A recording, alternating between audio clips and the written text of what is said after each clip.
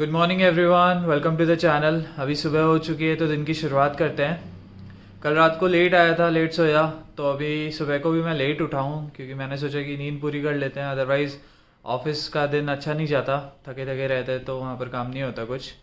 तो अभी नींद पूरी हो गई है, बट लेट हो गए हैं अभी हम। अभी इसलिए खाना नहीं बनेगा, खाना ऑफिस में ही खाएंगे दिन में। और अभी नाश्ता करेंगे बाहर से चलते हुए। तो चलिए अब जल्दी से नहा लेते हैं, फिर रेडी होकर निकलते हैं ऑफिस के लिए, ताकि कुछ खाते हुए निकलें। अभी नहा धोकर रेडी हो चुका हूँ मैं, तो चलिए अब ऑफिस निकलते हैं। बीच में कुछ खाते हुए चलेंगे बाहर से। ये ऑफिस के पास में एक शॉप है जहाँ पर आलू बड़े वगैरह, पकोड़े वगैरह और दाल पकवान मिलता है। तो अभी मैंने दाल पकवान लगाने को बोला है, तो खाते हैं। चलिए दाल पकवान। ये दाल है।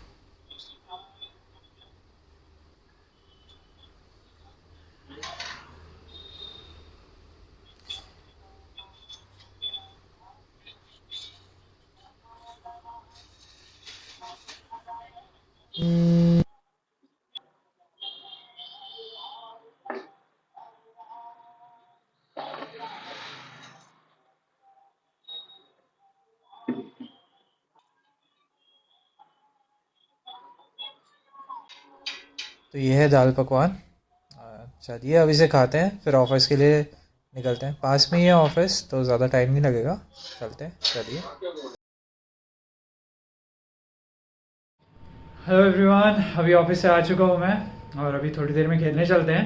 थोड़ा फ्रेशन अप होते हैं, चेंज करते हैं, और खाना आज घर पर ही बनाएंगे। चलिए चलते हैं खेलने।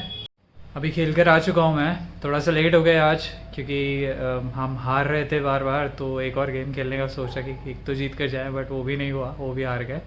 कोई बात नहीं, ऐसा चलता है गेम में। तो अभी खाना बनाते हैं। चलिए, आज दाल खिचड़ी बनाऊँगा। दाल भिगो कर गया था मैं।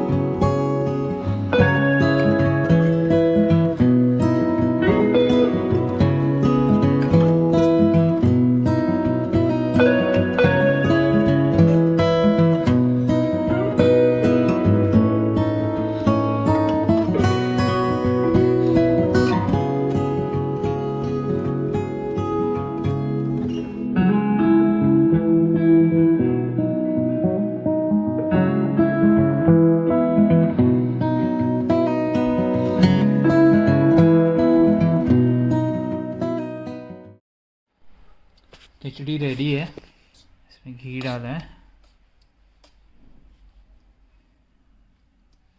पापड़। तो चलिए खाते हैं।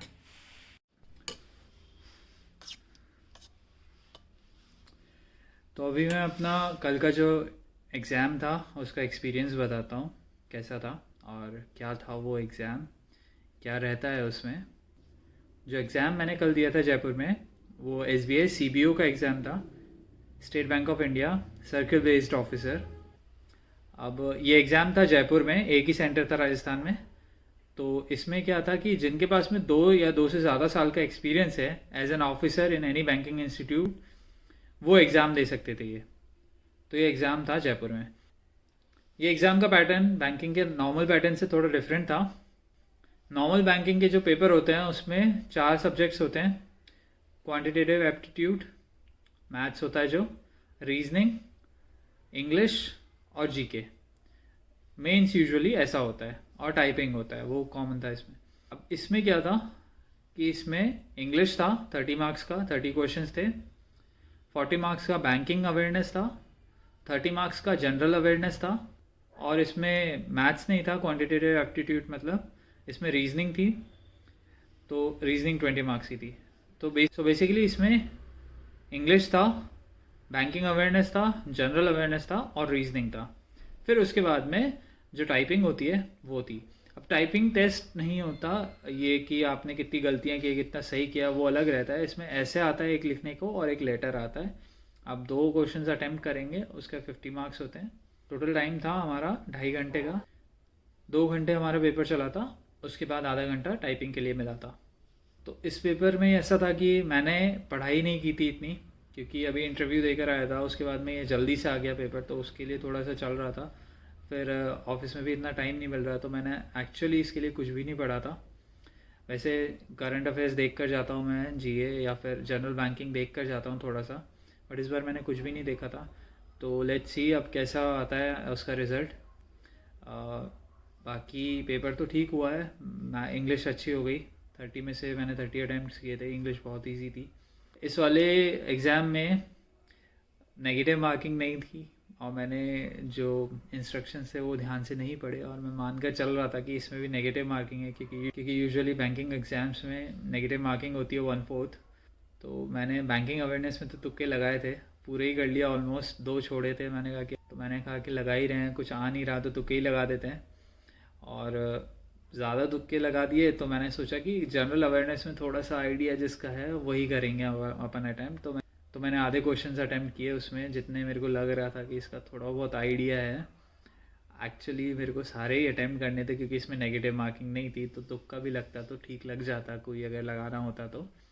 और मैंने इंस्ट्रक्शन ध्यान से नहीं पढ़े, तो उसका ये लॉस है मेरे लिए। अब देखते हैं क्या रहता है रिज़ल्ट होगा तभी, रिज़ल्ट आएगा तभी पता पड़ेगा कि कैसा रहा, पास हुए या फेल हुए। रिज़ल्ट आना इज़ ठीक है, पास हो जाते हैं हम तो हमें लगता है कि ठीक है, चांस बनता है। बट एक्चुअली होता ये है कि एक जनरल कैंडिडेट के लिए 15 से 20 मार्क्स ऊपर होना ज़रूरी होता है। अगर आप एवरेज मार्क्स लेकर आते हो इंटरव्यू में, तो तब जाकर आपका सिलेक्शन थोड़ा सा सेट होता है। अदरवाइज़ अगर आप जस्ट कट ऑफ क्लियर करते हो और इंटरव्यू में आप एक्सेप्शनल मार्क्स भी लेकर आते हो, तो भी आपका चांसेस कम ही रहते हैं, क्योंकि दोनों का वेटेड एवरेज माना जाता है। जो भी मेंस होता है इसका, मतलब इसमें तो एक ही होता है, जो भी एग्ज़ाम होता है उसका 75 वेटेज होता है। 75 मार्क्स में कन्वर्ट किए जाएंगे उसके मार्क्स को आउट ऑफ 75। और जो इंटरव्यू होता है वैसे तो 50 मार्क्स का होता है, बट उसको आउट ऑफ 25 मार्क्स कन्वर्ट किया जाता है। जो उसके मैक्सिमम मार्क्स होते हैं उसको 25 मानकर जो आपके मार्क्स हैं उसको भी रेशनलाइज किया जाता है। सेम यहाँ पर जो मेंस होता है उसके मार्क्स को आउट ऑफ 75 मानकर जो मार्क्स आपने ऑब्टेन किए हैं उसको आउट ऑफ 75 में से रेशनलाइज किया जाता है, फिर दोनों का ऐड किया जाता है और 100 में से आपकी कट ऑफ बनाते हैं वो लोग। तो चलिए देखते हैं अब कब आता है रिज़ल्ट और कैसा रहता है result. Let's hope for the best. And अभी खाना खाते हैं, चलिए। अभी खाना वगैरह तो खा लिया है और अब सोने की तैयारी करते हैं। इस व्लॉग को यहीं ख़त्म करते हैं आज। आप सब लोगों का बहुत बहुत धन्यवाद इस व्लॉग में बने रहने के लिए। अब कल मुलाकात होगी, तब तक के लिए गुड नाइट।